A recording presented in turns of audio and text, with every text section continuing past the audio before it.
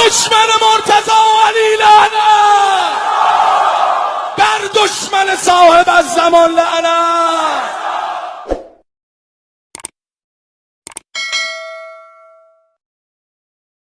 औज़ुबिल्लाहि मिनश्शैतानिर्रजीम बिस्मिल्लाहिर्रहमानिर्रहीम। अस्सलामु अलैकुम वरहमतुल्लाहि वबरकातुहू।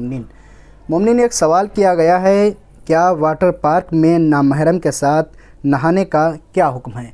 जैसे कि आजकल गर्मियों का मौसम चल रहा है और हर जगह स्विमिंग पूल वगैरह और वाटर पार्क वगैरह तमाम शहरों में होती है। बाज़ जगह के ऊपर मर्दों का अलग होता है और लेडीज़ का अलग होता है। मोमिनीन, अगर औरत अपने शौहर के साथ उस वाटर पार्क में नहा रही है तो कोई हर्ज नहीं है। लेकिन हाँ, अगर एक ऐसी जगह है, जैसे कि इंडिया में ज़्यादातर इस तरीके से वाटर पार्क पाए जाते हैं जहाँ के ऊपर मर्द औरत सब मिलकर नहाते हैं, यहाँ के ऊपर नहाना एक साथ मर्द और औरत का जायज़ नहीं है।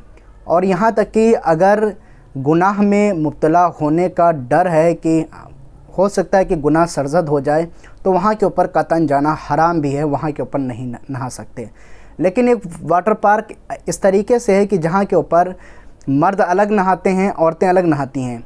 तो जहाँ के ऊपर जैसे बिल्कुल अलग अलग बना हुआ है, जैसे औरतों से वहाँ के ऊपर कोई लेना देना कोई नहीं है, मर्द की जगह के ऊपर औरतें नहीं आ सकती हैं, औरतों की जगह के ऊपर मर्द नहीं आ सकते, ऐसे वाटर पार्क में कोई हर्ज नहीं है। लेकिन अगर जहाँ के ऊपर मर्द और औरत दोनों एक साथ नहा रहे हैं, वहाँ पे गुनाह में मुब्तला होने का डर और खौफ है कि इंसान अगर नहाएगा तो हराम फ़ेल में मुब्तला हो जाएगा, गुनाह में मुब्तला हो जाएगा, तो वहाँ के ऊपर नहाना जायज़ नहीं है, कतअन वो हराम है।